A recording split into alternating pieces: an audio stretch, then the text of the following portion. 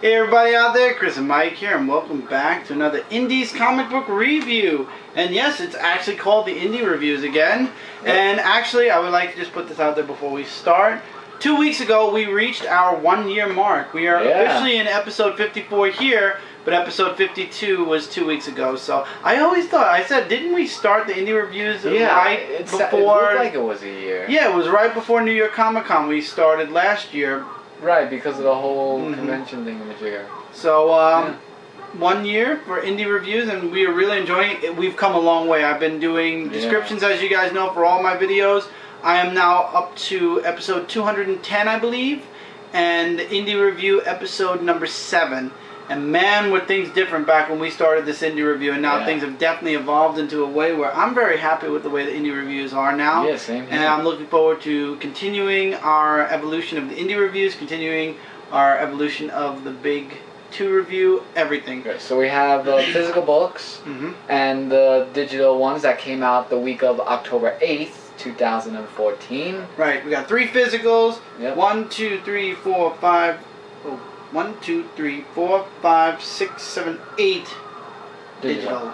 So without further ado, we'll start the physicals? Yes. Okay, let's start with the Zenescope comic book of Grim Tales of Terror, issue number 4. As in all the Grim Tales of Terror, there's always a story to it where this guy beats up on this Mo guy to do stuff for him, and he beats him up badly when they don't do right. And then the girl who does the story, can't remember what her name is. Basically, she does the whole storytelling, where there's this whole disease that's going around where everyone's turning into zombies, and he has a baby because his wife and his son died, and the wife died after giving birth to that. Give you some artwork, which is really excellent. Love the artwork. And there's this woman who takes away the guy's baby to make it their own because of the whole zombie invasion, because they think that he's infected. And what they don't know is that the baby is the one that's infected with the whole zombie of all that, of what's been going on.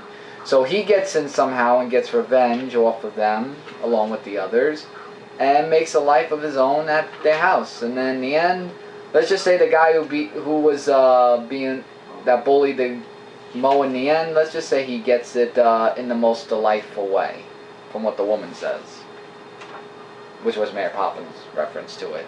And I didn't want to give too much away because I really want you guys to read this. Grim Tales of Terror just delivers just awesomeness in the story, and I love the stories that they give in it. So really gotta check it out, guys. Charmed issue number 1. This is season 10, right? Season 10? Season yes. 10. No, issue number 1. Now I haven't read a Charmed. I did try season 9 when it was coming out from Zenescope. However, I jumped in towards the end, so I ended up not finishing it. I stopped reading it. First thing in this book, I liked the artwork. Was it the best artwork? No, but I liked it. And I really was a little lost towards the beginning, but of course you always have that intro, which gives you a little bit of a setup for what's in the book or what happened before. And it turns out that in this book, I like how in this series, Pat Shand actually said he's looking to bring the demons back into the book. Remember what he said at New York Comic Con? And there's this demon that wants to kill the Charmed ones. And in this book, he delivers this platter. He's a new neighbor. He tries to kill him that way. It doesn't work. So then he just starts attacking. And he attacks every day. Not every day, but every so often or every week. And every time he fails, he ends up finding a way back. So they use their other sister to try to figure out who this demon is and how to stop him. And they finally do figure it out. They use the power of 3. And apparently that's enough to destroy him. And then the ending I'm going to leave out for next time. But let's just say there is somebody gunning for the Charmed ones. And there is a way to destroy the power of 3, or to destroy them. And this guy isn't going to stop until he can. Yeah, and this was also signed by Patrick Chan. And the artist. And the artist of the book. So, definitely really good stuff.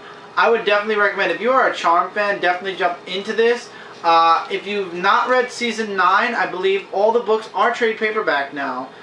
You can check them out at Zenoscope.com, or you can go to your local comic shops and maybe find the trade paperbacks there. But this is an excellent book, and it's by Patrick Shand, and I trust Pat's work. Absolutely, So, yeah. I'll be getting the next issue. Archie Comics, Sonic the Hedgehog, issue number 265 of Control, part 2 of 2. The final... 65. 265, I said, yeah. Part 2 of 2 of Control. The final release of Sonic the Werehog from the video game Sonic Unleashed. We see it again. What I like about this book, though, is that when he's going up against everyone, while Mighty Armadillo and his friends try to control him, we get to see what his side is like. Like, he sees them as regular people, but then in his perspective, he sees them as evil, like that they want to destroy him and everything. And they're trying to snap him out of it, whereas the Werehog is corrupting his mind. And it took Amy and Sally to help him, and took him to Master Sloth, who got him back to normal. But he's going to stay here, or stay there, I should say, until he gets everything handled. So now the Freedom Fighters have to handle the next threat without Sonic the Hedgehog.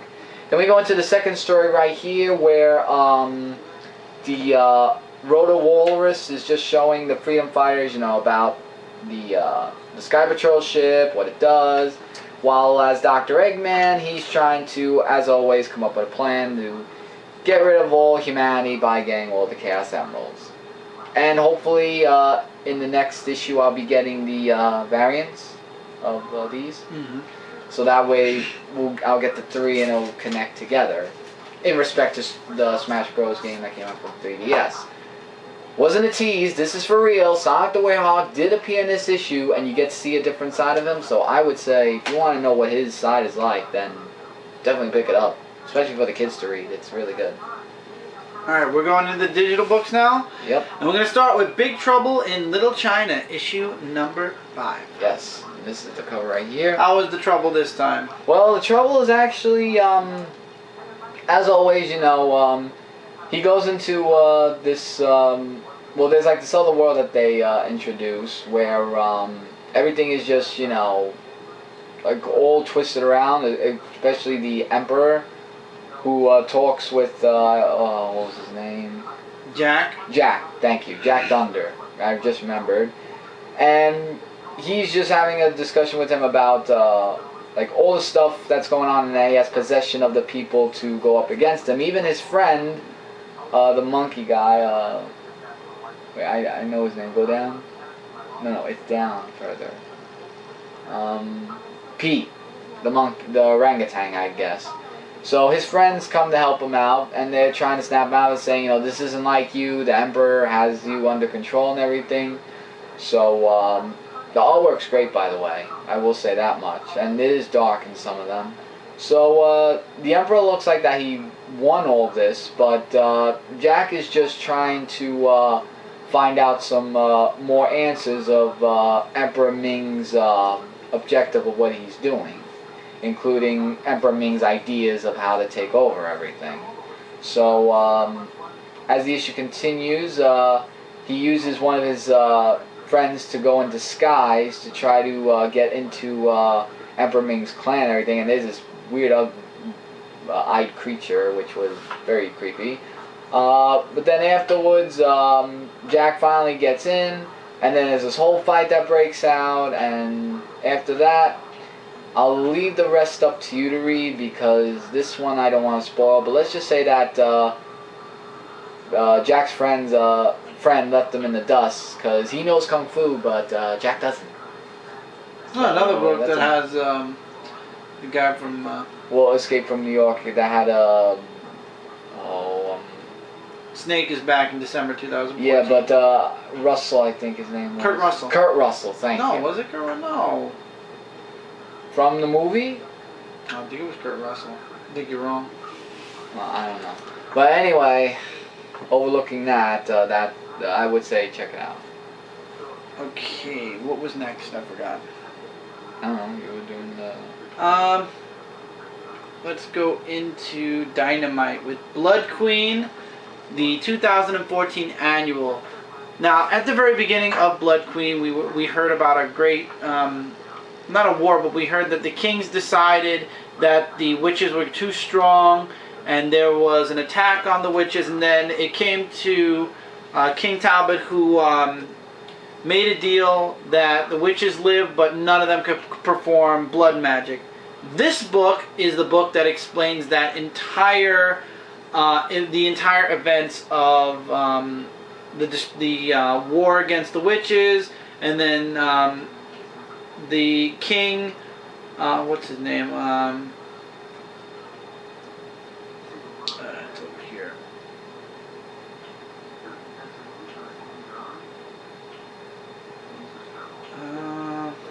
I'm trying. Well, artwork does look really. Artwork amazing. is really good. Tibor, thank you. King Tibor actually ends up attacking the king that actually went up against the witches, or sent out a campaign to kill all the witches.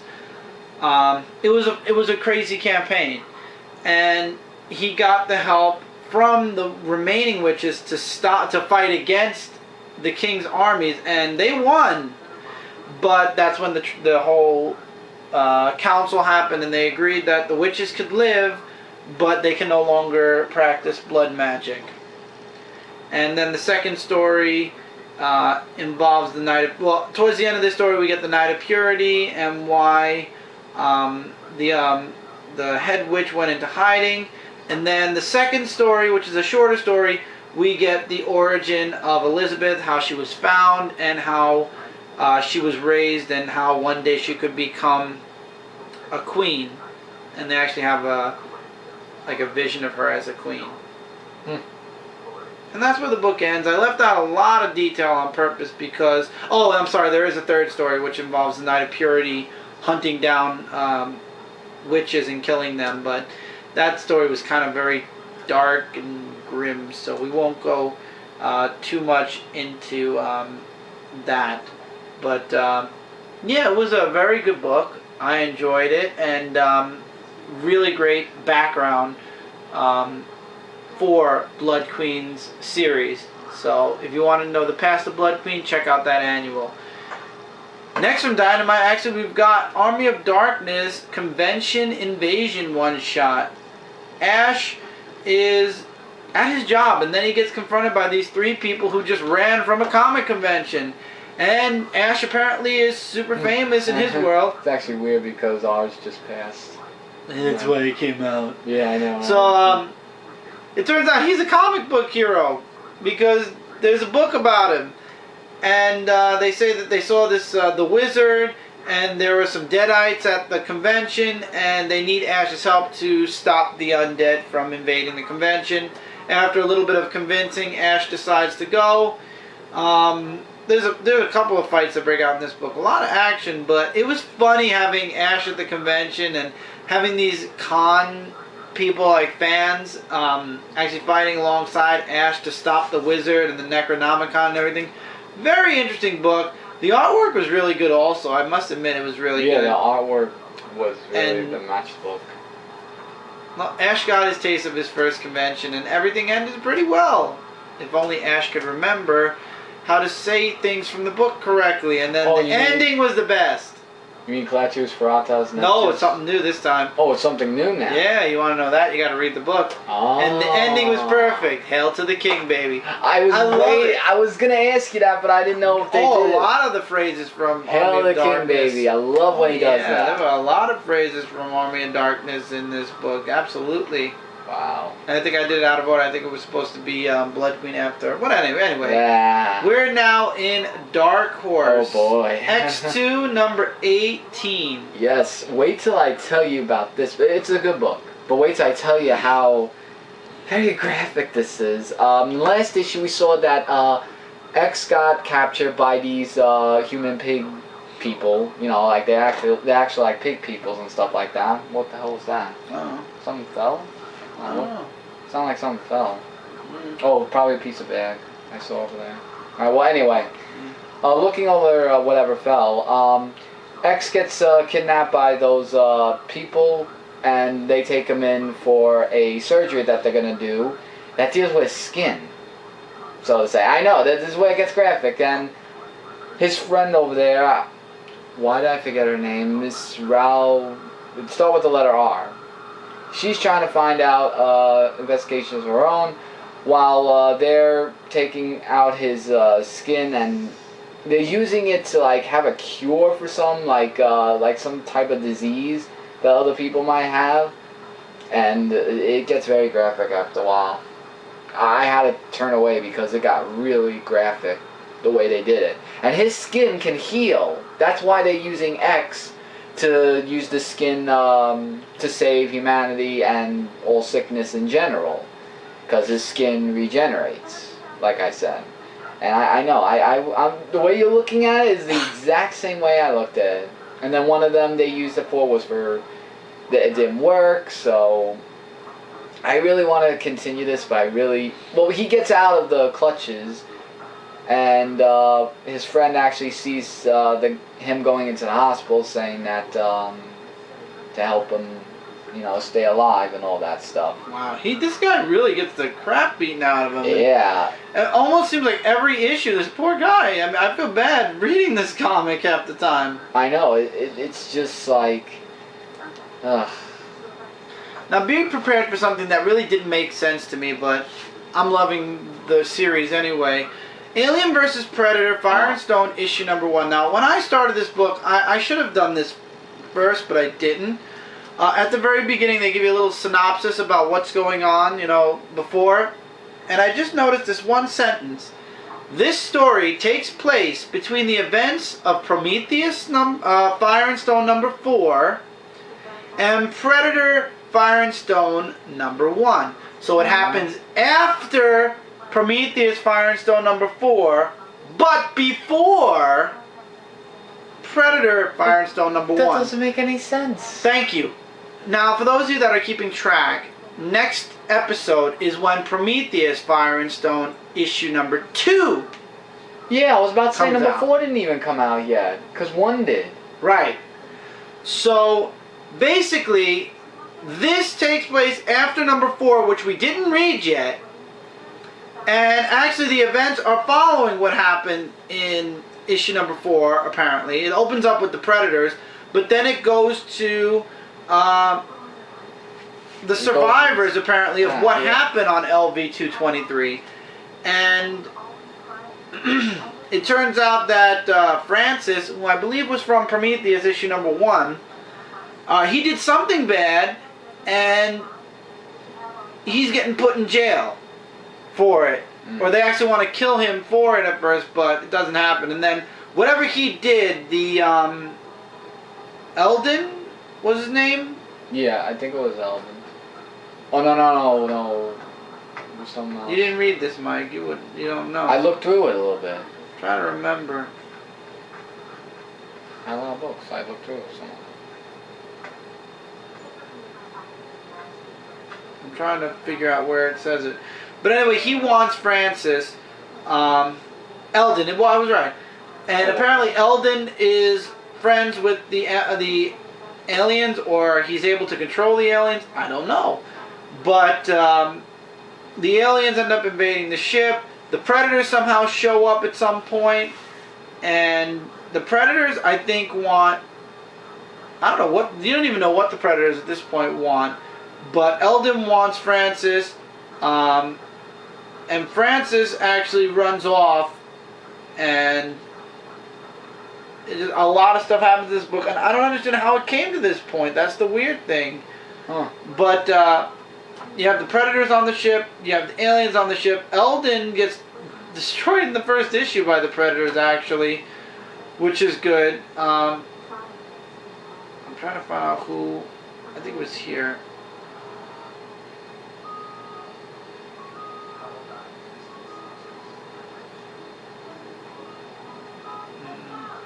Trying to figure out who ran or who left.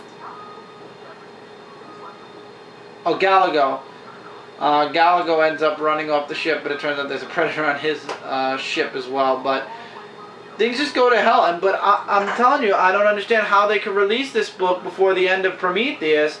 unless it's supposed to be this big aha at some point where all of it connects in a way, you know what I mean? Mm.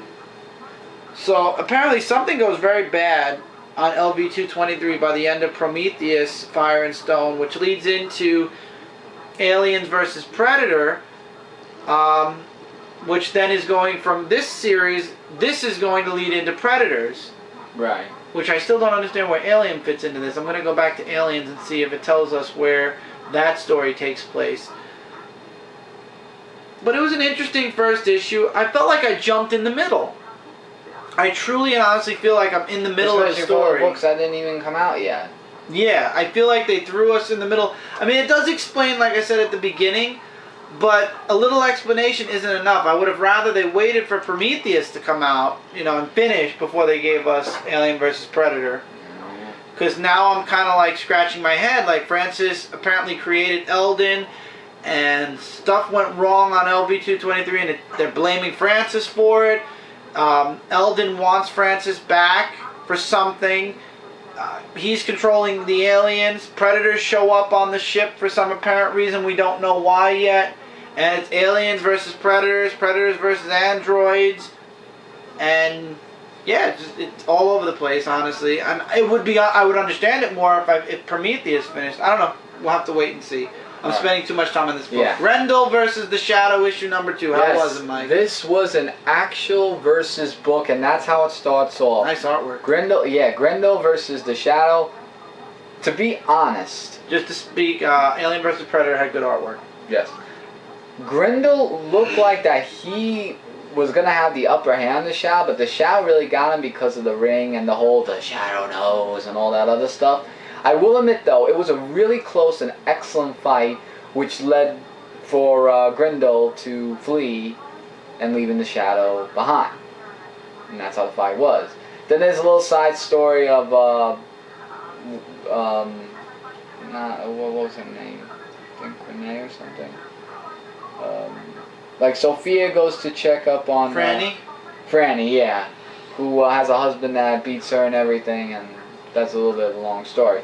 We get to know a little bit more about Grendel's character, about how he like has all the kings and everything, but he's like the ace and stuff like that, and like people should follow his rules and stuff like that. And the Shadow's trying to find out more information about Grendel, because basically he's like the most wanted person. And actually, this gave me this part a little bit like Clark Kent meeting Bruce Wayne part, where the Shadow.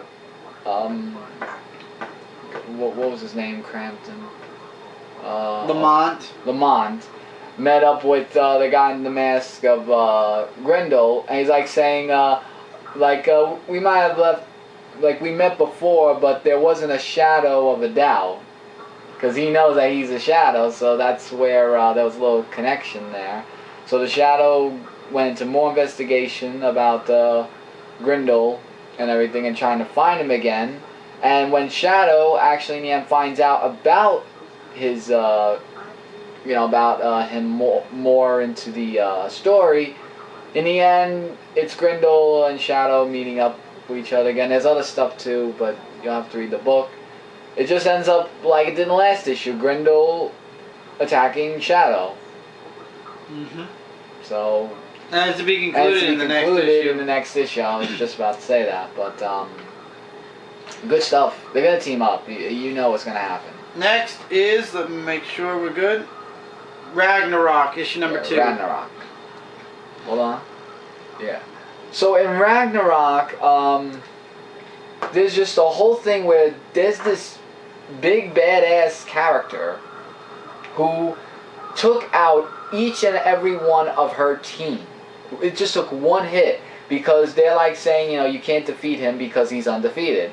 And that is true. He gets them one by one. All of her team, I can't remember what her name was. It's said in at the bottom. But he takes out one after another, and they think that they could defeat him, but he's like Superman, this guy. I mean, one hit and they're out.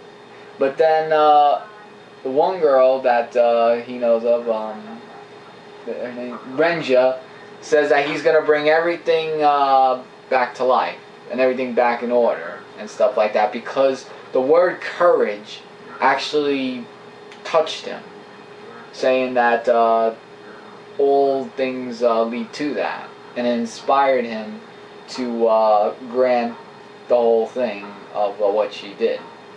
To be continued. I mean, that's the whole sum of the book, guys. I mean, it was like a 5-minute read for me because it was all kill, kill, kill, kill, and made me go page after page. Speaking of kill, how was this final book? Oh, wow. Dead Squad issue number 1. Wait to hear about this book and positive things about this book.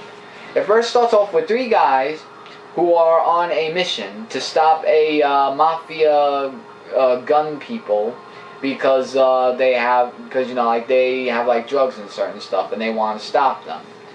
And they killed them, but what they didn't want that to happen because they want to bring them to justice. They were the ranger people, so they go to the boss guy saying, "No, they were rangers and all that." And stop going too fast.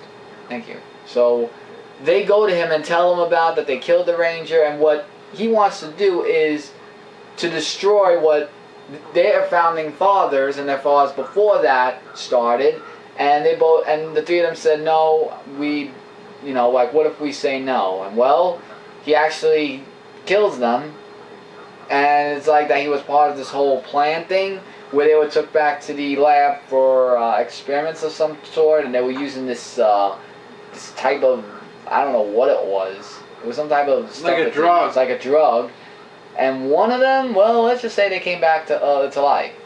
And yeah, I wouldn't want to be in their shoes to see him, because he looked pissed, and I don't blame him one bit for looking like he's pissed off. So, wow, that was excellent, that book. Looked good. Can't wait for the next issue. Same here. And that's it. Alright, so that's it for this review, guys. As always, don't forget to check out comic-related Comic Frontline Zone 4 podcast and Frontline Gaming Zone, I was about to say .com. Together we're your #1 source for comic-related news, reviews, and a whole bunch more. Feel free to comment below. Likes, dislikes, agree, disagree with anything we said here. Recommendations, we're always open for that, and we will answer you guys in the comments below as always. Yep. Up next is the big 2. Look forward to that. So, until then, take care, everybody. Keep reading, keep collecting, and we'll see you guys, literally, in the next review. Later, everybody.